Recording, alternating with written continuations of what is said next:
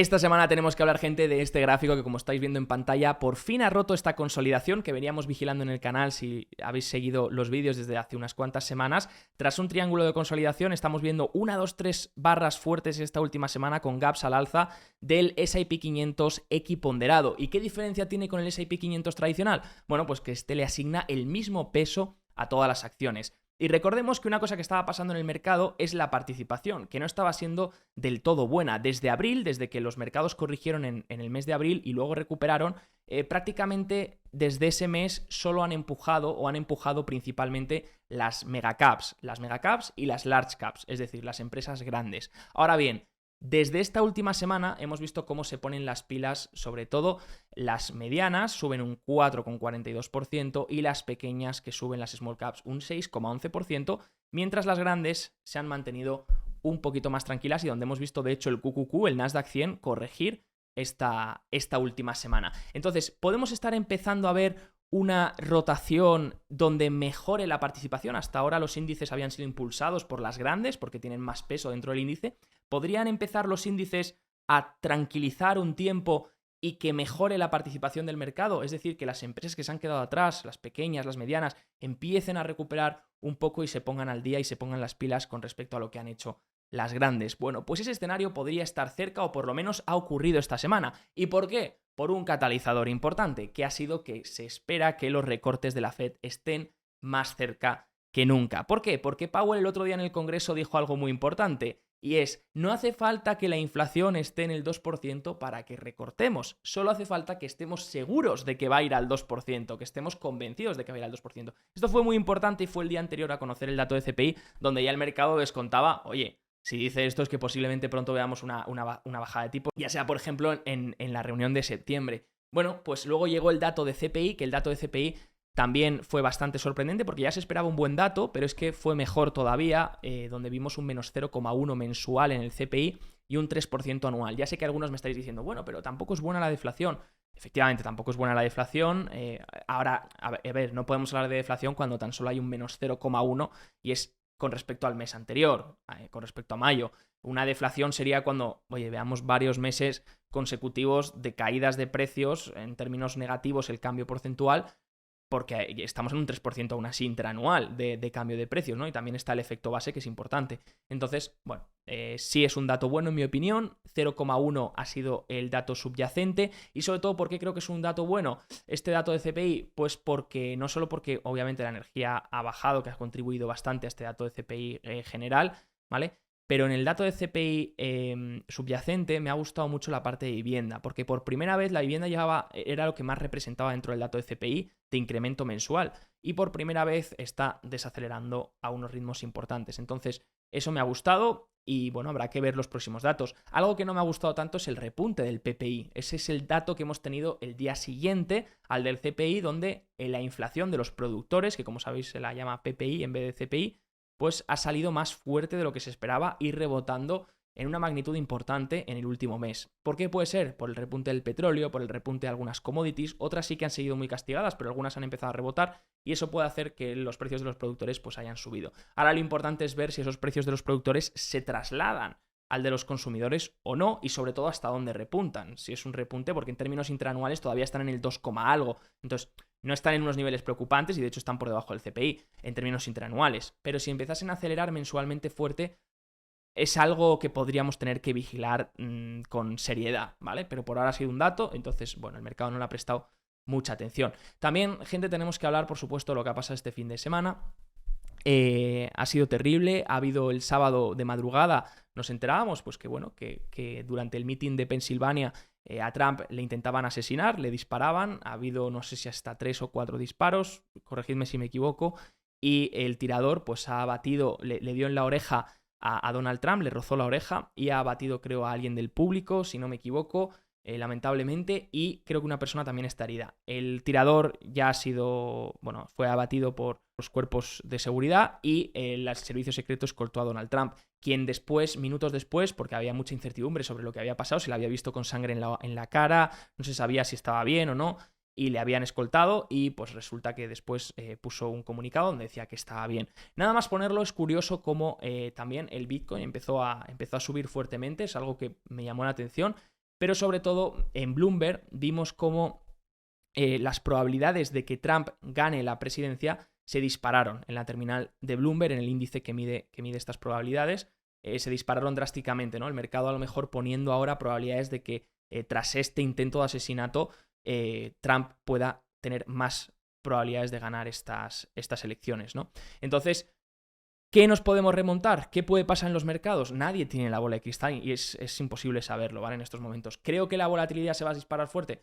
Hombre, ya por el evento no creo, porque ya se sabe lo que ha ocurrido, ya se ha identificado al tirador y ya se sabe que Donald Trump está bien. Si nos comparamos, Steno Research coge y dice, bueno, vamos a mirar lo que ha ocurrido cuando pasó esto en Estados Unidos la última vez. Fijaros qué coincidencias hay siempre con la década de los 80 y los 70, siempre la sacamos, pero es que casi todo empieza a coincidir siempre.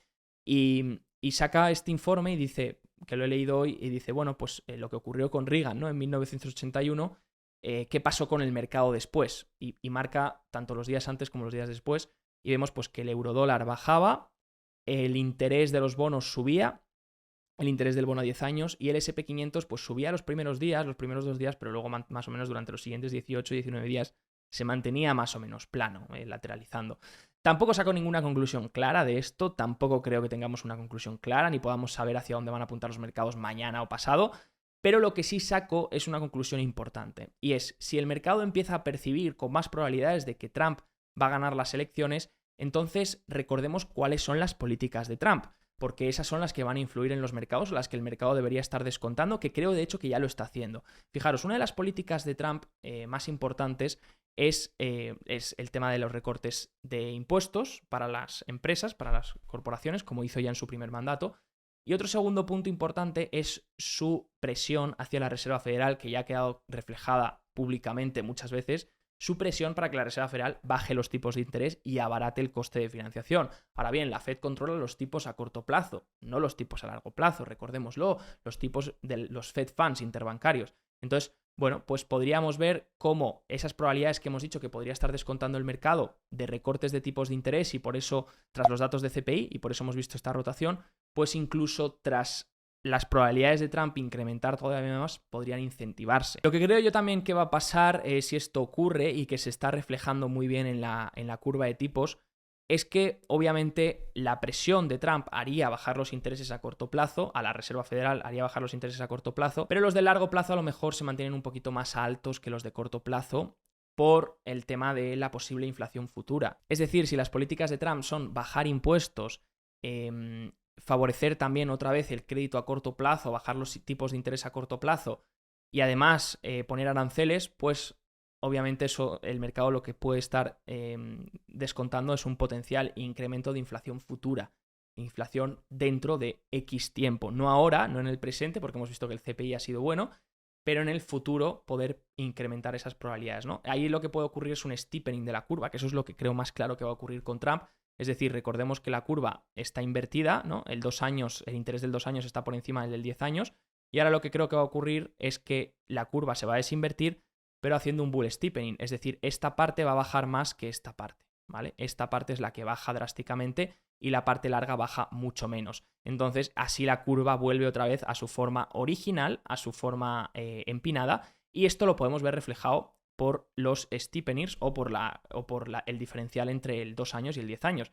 Fijaros que obviamente el 10 años y el 2 años están invertidos, ¿vale? Porque el 2 años está por encima del 10 años, por eso está en negativo el spread, pero fijaros que desde que terminó el debate presidencial, donde dieron por favorito a Trump de ese debate, el spread ha ido subiendo. Es decir, el 2 años ha bajado más rápido que el 10 años. Lo voy a reflejar con una flechita más corta que la grande.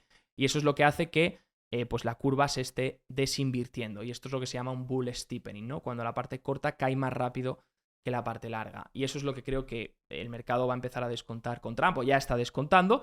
Y eso pues también pone más probabilidades de potencial recorte, y eso es de lo que vamos a hablar también, de esa rotación a la participación y a la mejora del resto de componentes. Vamos a ver enseguida, que tengo varios gráficos para enseñaros. ¿Cuándo se están poniendo las probabilidades? 90% para septiembre, ya se dan el viernes se daban 90% para septiembre. Esto podríamos mirarlo mañana, son los Fed Fund Rates, podríamos revisarlo mañana para ver si ha impactado lo de este fin de semana a que se ponga más probabilidad de recorte. Es decir, si mañana reviso esto, que no está actualizado todavía, pero mañana lo reviso y la probabilidad para septiembre es de 95, pues entonces esta teoría empezará a tener sentido, ¿no? Si más o menos se mantiene igual, pues no habrá tenido ningún tipo de impacto. 90% para septiembre de probabilidad de recorte ya de 25 puntos básicos y se espera otro recorte en noviembre, el 7 del 11. Recordemos que hace poco se hablaba incluso de subida de tipos. Recordemos que aquí en el canal también estuvimos diciendo, creemos que va a haber de 1 a 2 recortes este año. Y yo sigo creyendo esa tesis. 1 a 2 recortes este año es lo que creo que vamos a ver. Creo que ya los datos, no sé a qué se agarra Powell, obviamente el repunte del PPI no es bueno, de la inflación de los productores, pero tampoco creo que Powell tenga nada que agarrarse para no hacer por lo menos un recorte de tipos en septiembre. Y aparte de eso, estamos viendo el mercado laboral pues que se está enfriando, ¿no? Entonces, tengo también además datos de lo que han dicho los bancos, porque ha habido, por supuesto, presentación de resultados de los bancos, pero bueno, yo creo que ya un recorte puede estar por llegar en septiembre y creo que el mercado es lo que está reflejando. Fijaros esta última semana, lo que os decía, ¿no? La participación del resto de industrias que no lo estaban haciendo bien o sectores, ¿no? PBW, que es Clean Energy, energía limpia, ITB, que es Home Builders, constructores de viviendas, ha rebotado mucho el real estate esta semana y el real estate es muy sensible a los tipos de interés, ya lo sabéis, entonces pues puede estar reflejando eso también, ¿no? Yo creo que esta semana es lo que se ha descontado, ¿no? Por parte del mercado. El TAN, que es el Invesco Solar TAN, que es el solar, ¿vale? El de solares, también muy dependientes de los tipos de interés porque requieren mucha deuda. El KRE, el sector de banca regional, qué curioso que el sector de banca regional tiene bonos en balance que llevan unas pérdidas enormes por la subida de tipos. Estar cerca de una potencial bajada de tipos puede beneficiarles o por lo menos no fastidiarles más. También por el real estate comercial que tienen en carteras, que hemos dicho que el real estate también es muy sensible a los tipos de interés, pues puede estar todo muy relacionado, ¿no? Hemos visto ese movimiento. El oro, la plata, que de hecho ya lo comentábamos la semana pasada, de cómo el oro y la plata podrían estar descontando ese posible escenario, el oro y la plata subiendo otra vez. Bueno, pues esta semana le ha tocado a las mineras. GDX que hace un nuevo máximo, GDXJ que es las Junior también. Vamos enseguida, de hecho, si queréis vemos el gráfico para que lo veáis, el máximo que han hecho. Veíamos en el canal esta rotura y no se aguantó, fue otra vez a buscar la parte baja y ahora ha vuelto a romper, fijaros en semanal, ¿vale? Vamos a ver si consigue llegar a buscar la parte alta de los 40 aproximadamente. Podría ser un objetivo interesante, vamos a ver si lo consigo hacer, las mineras de oro, pero que parece ser que vuelven a descontar eso. El oro lo mismo, el oro ya lo veíamos semana pasada, el GLD que había apoyado bien en la parte baja de esta consolidación y ahora busca la parte alta. Hombre, a lo mejor no rompe, a lo mejor sigue manteniéndose aquí, busca otra vez la media de 50 y luego intenta otra vez romper. Vamos, lo que por ahora estamos tranquilos porque siguen esta consolidación. Los miedos al oro empezarían si perdemos esta zona, ¿vale? La zona de 210 en el GLD, ahí ya empezarían las preocupaciones. Mientras tanto, pues oye, lo está haciendo bien porque está haciendo una consolidación después de extender. Esto es muy sano, ¿vale? Es mejor que consolide a que suba en línea recta, porque cuando subes en línea recta acaba pasando lo que acaba pasando, ¿no? Entonces, lo estamos viendo, ¿no? Lo estamos viendo también en sectores. Se ve, o sea, Biotech son súper sensibles a los tipos de interés. Pues estamos viendo el XBI que sube un 7% esta semana. Y sobre todo las small caps, el IWM, que fijaros, el IWM, si lo miramos, tiene muchísimo peso el Russell 2000, que son small caps. Bueno, pues estamos viendo que ha roto también aquí, 3 velas fuertes, igual que el RSP, más o menos mismo movimiento, lo que pasa que el viernes un poco de rechazo. ¿Por qué el viernes un poco de rechazo aquí? Y eso que está en un nuevo máximo, nuevo máximo de todo el año. Bueno, habría que remontarse para ver este nivel a 2021, así que, bueno, importante. Y de hecho fue el movimiento, fijaros que fue el movimiento, este ha sido uno de los movimientos más bestias desde hace muchos años en términos relativos, es decir, de cómo lo hace uno con respecto al otro. Fijaros tras el dato de CPI lo que ocurrió. El Nasdaq 100, caída fuerte. El Russell 2000 Small Caps, subida muy fuerte. De hecho, creo que el Nasdaq 100 acabó en negativo con una caída importante y el Russell 2000 subió un 3 y algo, el Small Caps. Entonces, el diferencial entre ambos fue muy, muy grande. Fijaros, el diferencial que dejaron ambos en el cierre. Entonces, fue muy importante y la gente empezó a hablar de esa rotación. A ver, el tema del Russell 2000... A mí, bueno, no me disgusta el todo porque obviamente en algún momento tiene que ponerse las pilas, pero fijaros el tema del Russell 2000. El tema del Russell 2000 que tiene un 19% de peso en banca regional. Y claro, cuando tienes un 19% de peso en banca regional, pues sí, la banca regional ha subido esta semana. ¿Cuánto ha subido esta semana la banca regional? Lo hemos dicho, un 9% casi. Entonces, obviamente ha arrastrado al Russell 2000 al alza. Pero es que fijaros dónde está el KRE, que es el índice de banca regional. Por cierto, ¿sabéis quién estaba comprando banca regional en el primer trimestre del año? ¿Os acordáis? Hicimos un vídeo donde analizábamos los 13Fs, por eso son importantes a veces verlos, para ver las estrategias de los inversores, y veíamos en posesión de cartera que Stanley Druckenmiller estaba comprando KRE, banca regional, y ahí planteamos la teoría de ¿y si está esperando eso? Una potencial mejora en que se recorte pronto de la Fed, una potencial mejora en la inflación, ¿no? Bueno, pues parece ser que el tío pues ahí se ha posicionado bien. Y bueno, todavía no, obviamente ha estado meses sin que eso le dé la razón y perdiendo dinero, pero ahora vamos a ver si lo consigue. De todas formas, el KRE que tiene aquí resistencias, ¿vale? Está justamente en una zona de resistencia. Y de hecho rechazó un poco el viernes y por eso yo creo que el IWM rechazó el viernes también, ¿vale? No porque el IWM tenga ninguna resistencia, porque de hecho aquí no tiene nada, pero porque el KRE rechazó aquí, ¿vale? Que es un 19% del IWM y lo lastra. Entonces, bueno, vamos a ver qué hace el KRE. Si empieza a liberar estas zonas, la banca regional estaría bien. Aunque, bueno, banca regional, siempre con cuidado, ¿vale? A mí no me emociona, la verdad. Prefiero banca grande. Pero, bueno, aquí cada uno, si quiere coger el Russell 2000, oye, genial. Yo soy más partidario de buscar otros índices de small caps. ¿Quieres exponerte a small caps?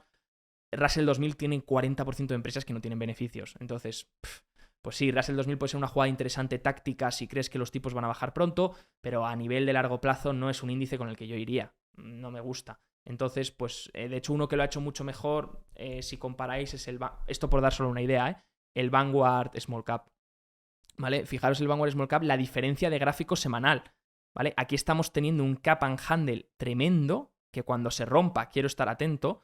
Ojo, estas cosas tienen que romperse, ¿vale? Tienen que validarse y la rotura tiene que validarse. No porque verlo parece que ya va a romper, tiene que romperse, validarse y demás para tener confirmación. Pero la figura es muy bonita comparado con el IWM, que todavía está en niveles pues de 2021, ¿vale? No ha llegado ni a máximos, no ha conseguido llegar a máximos, mientras que el Vanguard Small Cap está acercándose ya, está pegado a los máximos históricos. Entonces, bueno, el gráfico tiene otra pinta en semanal, ¿no? Este tiene menos peso en financiero y healthcare y tiene más peso pues en consumo, ¿no? En consumo, materiales, industriales es donde vemos mucha small cap, ¿vale? Industrial va a tener mucha small cap. Entonces, bueno, industrial también es importante ver qué hace en esta zona, ¿no?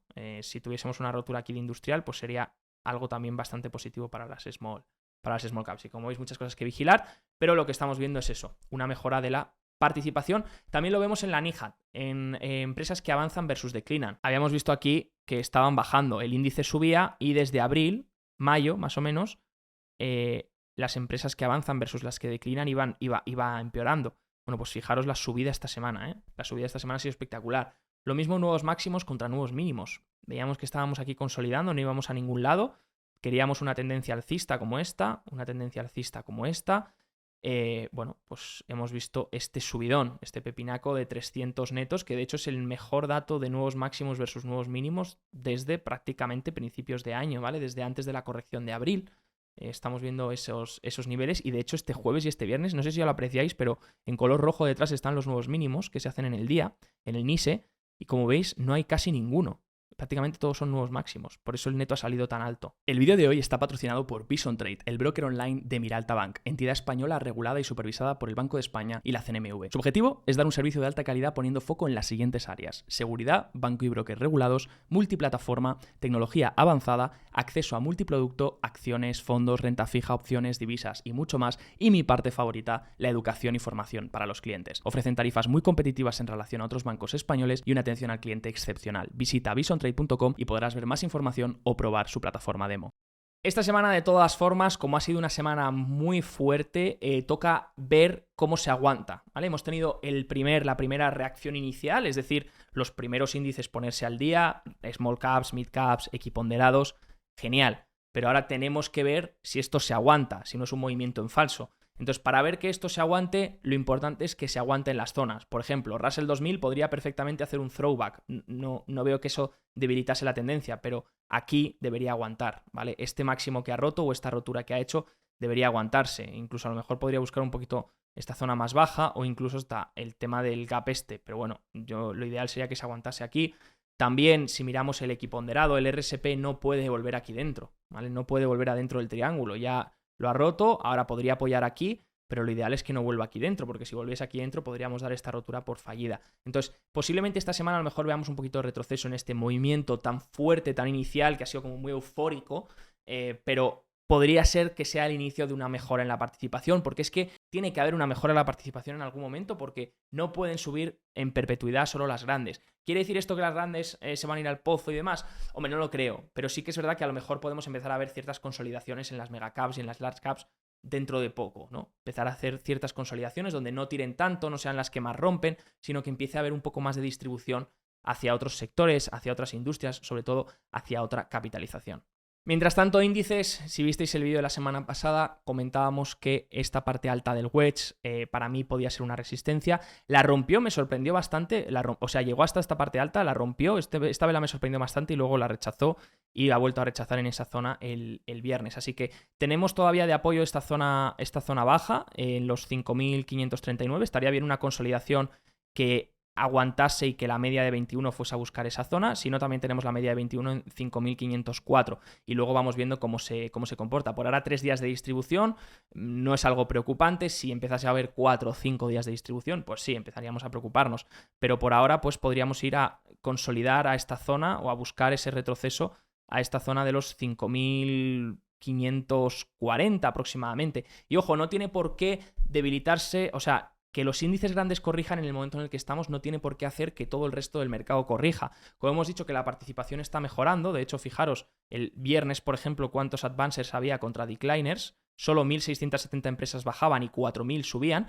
podríamos ver algo similar estas semanas. Índices generales, no hacerlo tan bien, el S&P, el Nasdaq y el Dow Jones, pero hacerlo bien el resto de participantes del mercado. Nasdaq, fijaros, lo mismo, topamos la parte alta del canal, tocarla, pues ha rechazado aquí. Aquí ha vuelto a intentar el viernes me sorprendió bastante la vela, pensaba que íbamos a ir a buscar los 18.000, pero bueno, yo creo que sigue abierta la posibilidad de buscar esos 18.000 e incluso la media de 21, ¿vale? Y ver ahí si se aguanta. Obviamente si esta zona no se aguantase, perderíamos este canal y la cosa apuntaría a una mayor corrección, ¿vale? En los índices generales, que como repito, no tiene por qué trasladarse al resto de participantes del mercado. Podríamos ver incluso que los participantes del mercado lo hacen medianamente bien. Pero vamos, sigo viendo los índices generales un poco extendidos. Obviamente, pues entiendo por qué están extendidos, entiendo por qué están reflejando lo que están reflejando, pero obviamente estamos susceptibles a que cualquier tipo de noticia mala o cualquier tipo de catalizador negativo nos meta una corrección del 5% fácil. ¿Vale? Entonces es algo que tenemos que tener en consideración. Así que, gente, vamos vigilando esta semana. Recordad, por ahora hemos tenido solo una semana de mejora en los equiponderados small caps y mid caps, ha sido muy buena, pero vamos mejorando que esto se traslade también y vamos viendo industrias y diferentes cosas. Si quieres unirte a nuestra comunidad, que es donde estamos todo el rato visitando eso, y a nuestro curso para formarte y aprender más de todo esto, te dejo el link abajo en la descripción. Incluso si tienes cualquier duda puedes reservar llamada con nuestro equipo para cualquier cosa que necesites. Yo me despido y que tengáis una excelente semana. Chao, chao.